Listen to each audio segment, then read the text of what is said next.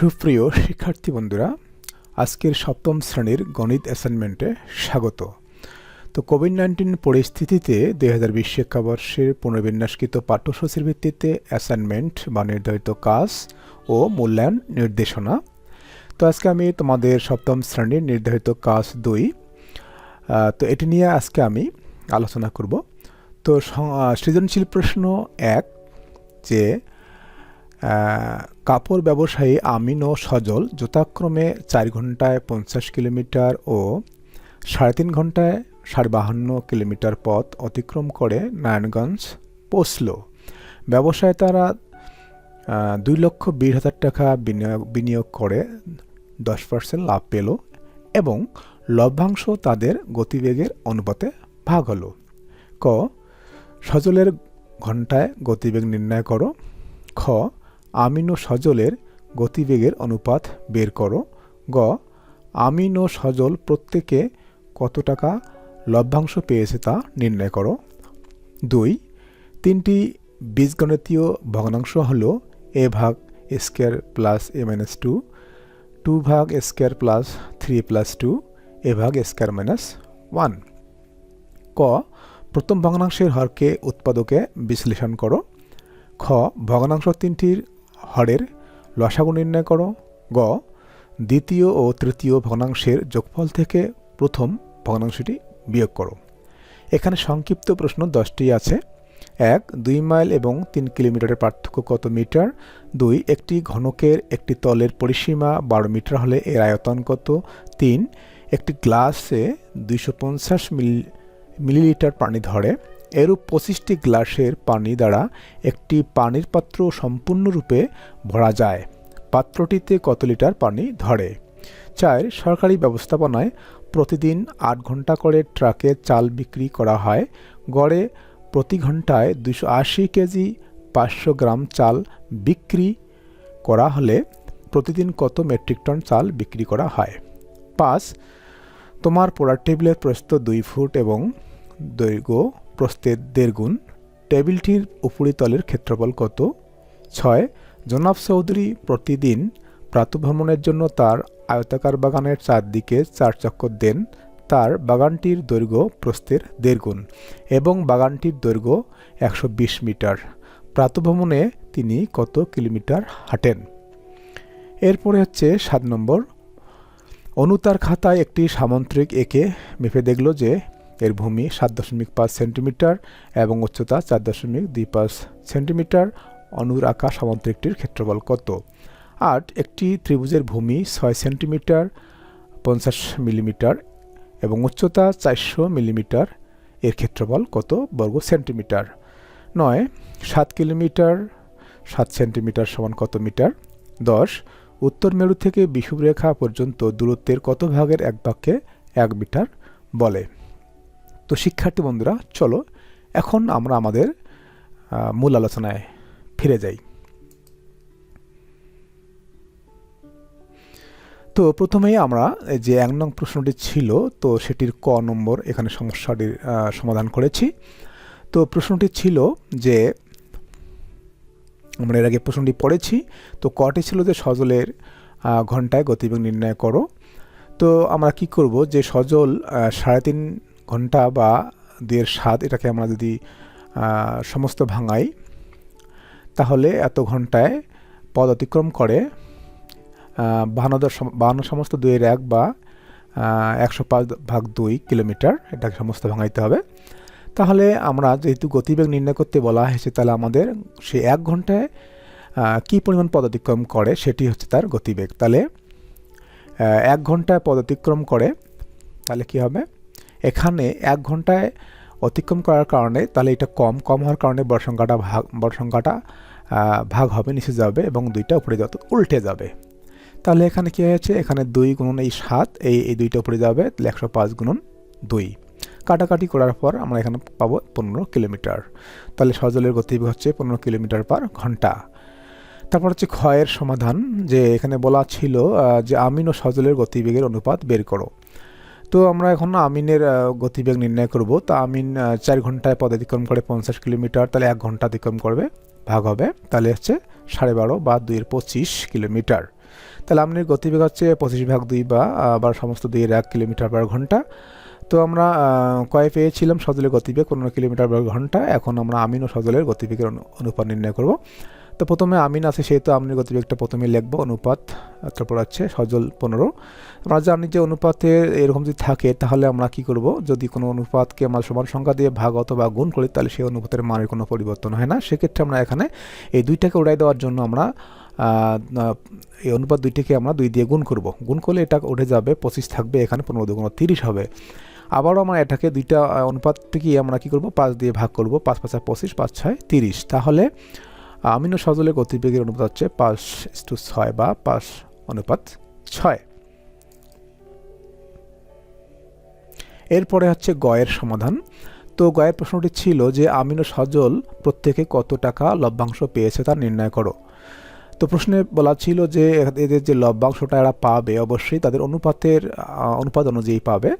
তো এখানে আমিন ও সজলের গতিবেগের অনুপাত 5:6, এটা আমরা খ থেকে পেয়েছিলাম। তো আমরা যেহেতু 10% লাভ পেতে হবে, তাহলে 10% লাভ পেলে কী করতে হবে, 100 টাকার লাভ হবে 10 টাকা, 1 টাকা লাভ কত, এটা ভাগ হবে। তারপরে মূল টাকাটা ছিল এখানে এই টাকাটা ছিল, এত টাকা লাভ কত, তাহলে এটা কীভাবে গুণ হবে, উপরে যাবে, কাটাকাটি করার পর 22,000 হবে। এখন এই টাকাটাকে তাদের কি হবে, তাদের এই যে গতিবেগের অনুপাত অনুযায়ী তারা লাভের ভাগ পাবে বা লভ্যাংশ পাবে। তাহলে আমিন লাভ পাবে হচ্ছে এত টাকার, আমরা প্রথমে কি করব, অনুপাতের যোগফল করব বা অনুপাতের সমষ্টি 11। তাহলে আমিন লাভ পাবে 22,000 টাকার 11 এই 5, কাটাকাটি করার পর এখানে 2,000 আসবে, তাহলে 5 আর 2,000 গুণ করলে হচ্ছে 10,000 টাকা। সজল লাভ পাবে একইভাবে এত টাকার 11 6, কাটাকাটি করার পর 12,000 টাকা। তাহলে আমিনের লভ্যাংশ হচ্ছে 10,000 এবং সজল লভ্যাংশ হচ্ছে 12,000 টাকা। এরপর হচ্ছে 2 নং প্রশ্নের কয়ের উত্তর। তো 2 নং প্রশ্নটি ছিল এখানে উদ্দীপক দেওয়া ছিল না, আমরা পড়েছি। তো ক নম্বরটি ছিল যে প্রথম ভগ্নাংশের হরকে উৎপাদকে বিশ্লেষণ করো। তো এটি ছিল প্রথম ভগ্নাংশ। তো এটির হর হচ্ছে এইটা, নিচে যারা থাকে এটিকে হর বলা হয়। তাহলে এইটা হচ্ছে হর, আমরা লিখেছি হরটা। এখন এটাকে আমরা উৎপাদকে বিশ্লেষণ করব। তো আমরা উৎপাদকে বিশ্লেষণ তোমরা করতে পারো। করার নিয়ম হচ্ছে কি, যে এখানে আসলে যে স্কোয়ার এবং -2 গুণ করার পরে যে গুণফলটা আসে সেইটাকে এখানে ভাঙাইতে হয়, এমনভাবে ভাঙাইতে হয় যেন যোগ অথবা বিয়োগ করার পরে এটা মানে এটা আসে যোগ করার পরে। তো সেক্ষেত্রে দেখো যে এখানে ভাঙছে 2 কে 2 করেছি, তো তার 2a -a লিখবো, কারণ 2a থেকে এই বিয়োগ করলে +a আসবে, এটা তোমরা সবাই জানো। এরপরে আমরা কি করব, যেহেতু উৎপাদকের এখানে 4টি পদ বেরিয়েছে, তাহলে আমরা কি করব, 2টো করে কমন নিব। তো এই দুটোর থেকে আমরা a কমন নিব, তাহলে এখানে a থাকে আর এখানে +a চলে গেল 2 থাকে, এবং এখান থেকে আমরা কিছু কমন যায় না, তাহলে এখানে -1 কমন নিব, তাহলে a থাকবে, মাইনাস কমন নেওয়ার কারণে মাইনাসটা প্লাস হবে, 2 থাকবে। এখন দুইটা থেকে আমরা এখানে a+2 এখানে a+2 কমন নিব, তাহলে a+2 কমন নিলে এখানে a থাকবে, এখানে -1 থাকবে। এটা হচ্ছে কয়ের অ্যান্সার।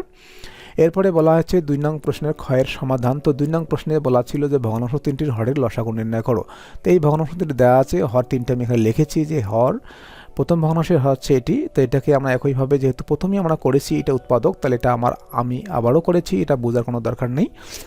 আর তারপরে দ্বিতীয় ভগ্নাংশের হর হচ্ছে sk + 3 + 2, এটা আমরা লিখেছি, এটা একইভাবে মেরে উৎপাদক করব। এটাকে 2কে ভাঙো, 2কে 2, 2a + a 3a হবে, এবং প্রথমটা এবং শেষটা ঠিক লিখবো। তাহলে এখন একইভাবে আমরা দুটো করে কমন নেব। এখান থেকে আমরা যদি a কমন নিই, তাহলে এখানে আরেকটা a থাকবে, আর এখানে 2 থাকবে, প্লাস এখান থেকে আমরা কিছু কমন যায় না, 1 লিখতে হবে, তাহলে a + 2 থাকবে। এখন দুইটার থেকে আমরা a+2 কমন নিব, তাহলে a + 1 থাকবে। আবার তৃতীয় ভগ্নাংশের হর হচ্ছে a² - 1, তাহলে আমরা যদি এখানে 1 এর উপর স্কয়ার দিই, তাহলে a² - 1² অর্থাৎ a² - b² সূত্র বসে a + b × a - b। অতএব নির্ণয় লসাগু হচ্ছে যে এখানে লসাগু বলতে বোঝাচ্ছে কি, যে এখানে সবগুলোই হবে, কমনগুলো হবে এবং আনকমনগুলো হবে। প্রথমে আমরা কমনগুলো নিব, a+2, এখন a+2 দুটোর মধ্যে একটা কমন আমরা নিব এখানে। তারপরে হচ্ছে এখানে a+1, দেখো এখানে a+1 আছে, এখানে a+1 আছে, এখান থেকে একটা a+1 হবে, a - 1 এখানে আছে, তাহলে এখান থেকে একটা হবে। তাহলে নির্ণয় লসাগু হচ্ছে a+2 × a+1 × a - 1। শিক্ষার্থী বন্ধুরা, আমি একটু জোরে আলোচনা করার চেষ্টা করছি, কারণ ভিডিওটি অনেক লম্বা হয়ে যাবে, এই জন্য আমি দ্রুত বোঝানোর চেষ্টা করছি। তো চলো এখন আমরা 2-এর খ নম্বর সমস্যার সমাধান করলাম, এখন আমরা গয়ের সমাধান করব। তো 2 নং প্রশ্নের গয়ের সমাধান। প্রশ্নটি ছিল যে এখানে দ্বিতীয় ও তৃতীয় ভগ্নাংশের যোগফল থেকে প্রথম ভগ্নাংশটি বিয়োগ করো। তো প্রথমে আমরা দ্বিতীয় ও তৃতীয় ভগ্নাংশের যোগফল নির্ণয় করব। তো এই দুটি ভগ্নাংশ লিখবো, লেখার পর আমরা যোগ করব। তো যোগ করে ভগ্নাংশের যোগ মানে এখানে কি করতে হয়, লসাগু করতে হয়। লসাগুর আগে যদি কোনো উৎপাদক থাকে বা এরকম কোনো সূত্র পড়ে সেটা প্রয়োগ করতে হবে। তো এটা আমরা এর আগে দেখেছি, এটার উৎপাদকের বিশ্লেষণ আমরা দেখেছি, এটা নিচে নিচে এটা করে দিয়েছি, এই পর্যন্ত আসে। বাকিগুলো সব ঠিক রাখতে হবে। এখানে আমরা সূত্র প্রয়োগ করেছি, এটা আমরা আগে করেছি কিন্তু। তো এখন আমরা কি করব, এখান থেকে কি করব, লসাগু নিব। তো a plus two a plus one a minus one a plus one, এখান থেকে লসাগু বুঝতেই পারতেছো, a plus two a plus one a minus one হবে। তো এটা যদি লসাগু হয় তাহলে এটা দিয়ে এটাকে ভাগ করলে কি থাকে, a মাইনাস ওয়ান থাকে, কারণ এই দুটো একই, তাহলে এইটা থাকে। তাহলে এইটা দিয়ে কি করতে হবে, 2কে গুণ করতে হবে, 2 দিয়ে a মাইনাস ওয়ানকে গুণ করতে হবে, প্লাস এখানে a থাকবে এবং এই দুইটা এখান থেকেই কাটা গেলে a প্লাস টু থাকবে, এখানে a প্লাস টু, তাহলে a দিয়ে a প্লাস টুকে গুণ করতে হবে। তারপরে লাইনে কী হবে, নিচেটা ঠিক রাখতে হবে। তাহলে 2 দিয়ে a মাইনাস ওয়ানকে গুণ করলে 2a মাইনাস 2 দিয়ে 1কে গুণ করলে 2 হয়, প্লাস a দিয়ে স্কোয়ার প্লাস 2 দিয়ে a কে গুণ করলে 2a। এখন নিচেটা ঠিক থাকবে, এখানে আমরা স্কোয়ারটা সামনে লিখবো, আর 2a 4a, এখন মাইনাস 2।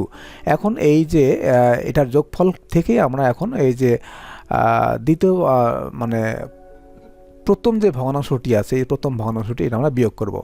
তো এটা আমাদের ওইটা লিখবো, এইটা লিখবো এখানে, যেহেতু এটার যোগফল থেকে এটা বিয়োগ করব প্রথম ভগ্নাংশটি। লেখার পরে লিখলাম, লেখার পরে এটা লিখেছি। এখন লক্ষ্য করো যে এখানে নিচে কি করেছি, এটা কিন্তু উৎপাদকে বিশ্লেষণ করেছি, এটা আমরা করেছি এর আগে। তাহলে এখান থেকে আমরা লসাগু নির্ণয় করব। লসাগু কিন্তু এই 3টা হবে, 3টায় লসাগু নিয়েছি। তাহলে 3টা লসাগু নিলে কি হবে, তাহলে উপরে এখানে যেটা আছে এখানে ওটাই হবে, মাইনাস এখানে এই লিখবো। লেখার পর এখানে এটা দিয়ে এটাকে যদি ভাগ করি তাহলে কিন্তু এটা থাকে a প্লাস 1 থাকে, তাহলে a দিয়ে a প্লাস 1কে গুণ করতে হবে। এখন নিচে ঠিক থাকবে। এখন এটা বন্ধনী ওটা দিই, বন্ধনী ওটা দিলে কি হবে, এখানে মাইনাস থাকার কারণে এটা মাইনাস হয়ে যাবে এবং a দিয়ে গুণ করলে স্কোয়ার হবে, তাহলে a দিয়ে 1 গুণ করলে a হয়, তাহলে প্লাস স্কোয়ার মাইনাস স্কোয়ার কাটা যাবে, নিচে ঠিক থাকবে। তারপরে হচ্ছে 4a থাকি, a বিয়োগ করলে a 3a এবং মাইনাস 2, এবং এখানে a plus 2 a plus 1 into a minus 1 square minus 1। এরপরে সংক্ষিপ্ত প্রশ্ন 10টি আছে, তা শুরুতে আমরা 1 নং প্রশ্নের সমাধান করব। তো প্রশ্নে বলা ছিল যে 2 মাইল এবং 3 কিলোমিটারের পার্থক্য কত মিটার। তা 2 মাইল আমরা প্রথমে করব কি, এই 2 মাইলটাকে কিলোমিটারে নিয়ে আসবো।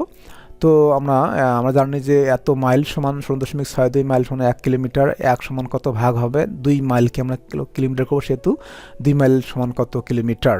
তাই এটা কি হবে, 2টা উপরে যাবে। তাই এটা যদি ক্যালকুলেশন করি তাহলে আমাদের 3.226 কিলোমিটার আসে। তাহলে আমাদের 2 মাইল এবং 3 কিলোমিটার পার্থক্য হচ্ছে, মানে বিয়োগ করতে হবে। তাই 2 মাইল সমান হচ্ছে এত, এবং 3 কিলোমিটার লিখবো, দুটো বিয়োগ করলে থাকে তোমার 0.226 কিলোমিটার। তো এখন এই কিলোমিটারটাকে আমরা মিটারে রূপান্তরিত করব। তো আমরা জানি যে 1 কিলোমিটার সমান 1000 মিটার। তাহলে এখন এই যে এত কিলোমিটার সমান কত মিটার, তাহলে গুণ হবে, গুণ করলে 226 মিটার হয়। এরপর হচ্ছে সংক্ষিপ্ত 2 নং প্রশ্নের সমাধান। তো প্রশ্নটি ছিল যে একটি ঘনকের একটি তলের পরিসীমা 12 মিটার হলে এর আয়তন কত। তাহলে দেওয়া আছে তলের পরিসীমা 12 মিটার একটি ঘনকের। তো ঘনকের দৈর্ঘ্য প্রস্থ উচ্চতা ধরলাম ক। তো আমরা জানি যে ঘনকের দৈর্ঘ্য প্রস্থ উচ্চতা 3টি সমান থাকে, তো ক ধরলাম। তো ঘনকের পরিসীমা তাহলে কত হবে, 4ক সূত্র। তাহলে আমরা লিখতে পারি 4ক সমান 12, কারণ এটাও পরিসীমা। তাহলে ক সমান কী হবে, 4টা ভাগ হবে, তাহলে ক সমান 3 আর 4 12 3 হবে। সুতরাং ঘনকটির আয়তন সূত্র হচ্ছে ক গুণন ক দৈর্ঘ্য গুণ প্রস্থ গুণ উচ্চতা। তাহলে এখানে মান বসাইছি 3 × 3 = 27 ঘনমিটার। 3 নং প্রশ্নের সমাধান। তো এখানে বলা ছিল 3 নংটি যে একটি গ্লাসে 250 মিলিলিটার পানি ধরে, এরূপ 25টি গ্লাসের পানি দ্বারা একটি পানির পাত্র সম্পূর্ণরূপে এখানে প্রশ্নটি সম্পূর্ণরূপে আসেনি, যাই হোক আমাদের প্রশ্নটি এখন আছে। তো এখন আমরা কি করব, যে একটি গ্লাসে পানি ধরে 250 মিলিলিটার, তাহলে 25টি গ্লাসে পানি ধরবে, গুণ করতে হবে, তাহলে আছে 6250 মিলিলিটার। তো আমরা জানি এই মিলিলিটারটাকে আমরা লিটারে নিয়ে আসবো। তো 1000 মিলিলিটার সমান 1 লিটার, তো একই কত ভাগ হবে, তারপরে এই যে 6250 মিলিলিটার সমান তাহলে উপরে যাবে। এটাকে যদি আমরা 1000 দিয়ে ভাগ করি তাহলে 6.25 লিটার হয়। এরপরে যে সংক্ষিপ্ত 4 নং প্রশ্নের সমাধান। তো 4 নং প্রশ্নটি ছিল যে সরকারি ব্যবস্থাপনায় প্রতিদিন 8 ঘন্টা করে ট্রাকে চাল বিক্রি করা হয়। গড়ে প্রতি ঘন্টায় 280 কেজি 500 গ্রাম চাল বিক্রি করা হলে প্রতিদিন কত মেট্রিক টন চাল বিক্রি করা হয়? তাহলে 1 ঘন্টায় চাল বিক্রি হয় 280 কেজি 500 গ্রাম। তো আমরা কেজিটাকে প্রথমে গ্রামে নিয়ে আসবো।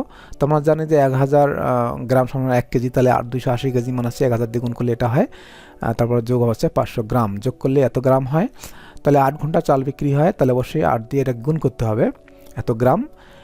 এটাকে আমরা যদি কেজিতে রূপান্তরিত করি তাহলে হাতে 2244 কেজি হয়। তো আমরা জানি যে 1000 কেজি সমান 1 মেট্রিক টন, তাহলে 1 কেজি সমান ভাগ হবে, তাহলে এত কেজি সমান 2244 কেজি সমান হচ্ছে গুণ হবে, তাহলে হচ্ছে 2.244 মেট্রিক টন। 5 নং প্রশ্নের সমাধান, যে দেওয়া আছে টেবিলের প্রস্থ। তো 5 নম্বরটি ছিল যে তোমার পড়ার টেবিলের প্রস্থ 2 ফুট এবং দৈর্ঘ্যটা আছে প্রস্থের 1.5 গুণ। টেবিলের উপরিতলের ক্ষেত্রফল কত? তাহলে আমরা যদি টেবিলের প্রস্থ 2 ফিট দেওয়া আছে, তাহলে দৈর্ঘ্যটা হবে অবশ্যই, দৈর্ঘ্যটা যেহেতু প্রস্থের 1.5 গুণ, তাহলে 1.5 দিয়ে গুণ করতে হবে। 1.5 মান আছে 2 3, তাহলে এটা যদি আমরা কাটাকাটি করে 3 ফুট আসে। তাহলে টেবিলের ক্ষেত্রফল আছে দৈর্ঘ্য গুণন প্রস্থ, দৈর্ঘ্য আছে 3, প্রস্থ আছে 2, তাহলে 3 দুগুণে 6 বর্গ ফুট। এখন আমরা 6 নং প্রশ্নের সমাধান করব। তো দেওয়া আছে যে 6 নং প্রশ্নটি দেখে নিই আমরা, যে জনাব চৌধুরী প্রতিদিন প্রাতঃভ্রমণের জন্য তার আয়তাকার বাগানের চারদিকে 4 চক্কর দেন। তার বাগানটির দৈর্ঘ্য প্রস্থের 1.5 গুণ এবং বাগানটির দৈর্ঘ্য 120 মিটার। প্রাতঃভ্রমণে তিনি কত কিলোমিটার হাঁটেন? তাহলে দেওয়া আছে বাগানের দৈর্ঘ্য 120 মিটার, তাহলে বাগানের প্রস্থ হচ্ছে দৈর্ঘ্যের অর্ধেক, তাহলে অর্ধেক দিয়ে গুণ করতে পারলে 60 মিটার হবে। তাহলে বাগানের পরিসীমা সূত্র হচ্ছে যে 2 গুণন দৈর্ঘ্য যোগ প্রস্থ, তাহলে আমরা এখানে যোগ করেছি, যোগ করে এখানে 2 দিয়ে গুণ করলে 360 মিটার হবে। তো প্রাতঃভ্রমণে তাহলে তিনি হাঁটেন, তো যেহেতু আমাদের বাগানের পরিসীমা হচ্ছে 360 মিটার, তার মানে 4 চক্কর দিন মানে 4 বার ঘোরেন, তার মানে এই দৈর্ঘ্য এই যে পরিসীমাটাকে আমরা 4 দিয়ে গুণ করব, তাহলে 1440 মিটার হবে। এখন মিটার থেকে আমরা কিলোমিটারে রূপান্তরিত করব। তো আমরা জানি যে 1000 মিটার সমান 1 কিলোমিটার, তাহলে একই কত এবং 1440 মিটার সমান কত কিলোমিটার? 1.44 কিলোমিটার। এখন আমরা 7 নং সমস্যাটির সমাধান করব। তো প্রশ্নটি ছিল যে 7 নম্বরটি, যে অনু তার খাতায় একটি সামুদ্রিক এঁকে মেপে দেখলো যে এর ভূমি 7.5 সেন্টিমিটার এবং উচ্চতা আছে 4.25 সেন্টিমিটার। অনুরাখা সামুদ্রিকটির ক্ষেত্রফল কত? তো দেওয়া আছে সামুদ্রিকের ভূমি এত, উচ্চতা এত। আমরা জানি সামুদ্রিক ক্ষেত্রফল মান হচ্ছে ভূমি গুণ উচ্চতা, আমরা গুণ করেছি, গুণ করার পরে এটা এসেছে, তাহলে এটাকে আমরা আসন্ন মান করলে 31.88 বর্গ সেন্টিমিটার। 8 নং প্রশ্নের সমাধান, দেওয়া আছে ত্রিভুজের ভূমি। এখানে প্রশ্নটি ছিল যে একটি ত্রিভুজের ভূমি 6 সেন্টিমিটার 50 মিলিমিটার এবং উচ্চতা আছে 400 মিলিমিটার, এর ক্ষেত্রফল কত বর্গ সেন্টিমিটার? তো ত্রিভুজের ভূমি 6 সেন্টিমিটার 50 মিলিমিটার, প্রথমে আমরা 6 সেন্টিমিটার এবং 50 মিলিমিটারটাকে আমরা 5 সেন্টিমিটার লিখতে পারি, যেহেতু হচ্ছে 1 সেন্টিমিটার সমান 10 মিলিমিটার, তাহলে 50 মিলিমিটার সমান হচ্ছে 5 সেন্টিমিটার, তাহলে 5 6 11 সেন্টিমিটার। উচ্চতা ছিল 400 মিলিমিটার, এটাকে আমাদের 10 দিয়ে ভাগ করি, তাহলে মানে সেন্টিমিটার হবে 40 সেন্টিমিটার। ত্রিভুজের ক্ষেত্রফল আমরা জানি হাফ গুণন ভূমি গুণন উচ্চতা, তাহলে হাফ, ভূমি হচ্ছে 11 এবং উচ্চতা হচ্ছে 40, তাহলে এখানে ক্যালকুলেশন করলে 220 বর্গ সেন্টিমিটার।